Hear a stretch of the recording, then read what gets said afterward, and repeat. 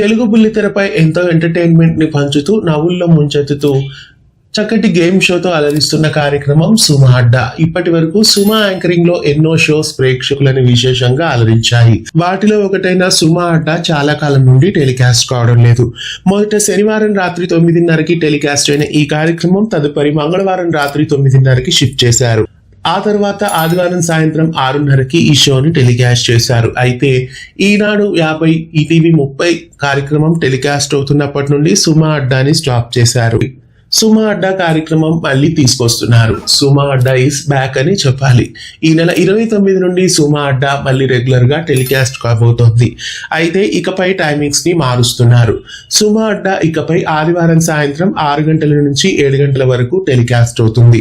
ప్రతి ఆదివారం సాయంత్రం 6 గంటలకి అలరించబోతున్న సుమ అడ్డా ఫ్రెష్ ఎపిసోడ్స్ ని మిస్ కాకుండా చూడండి.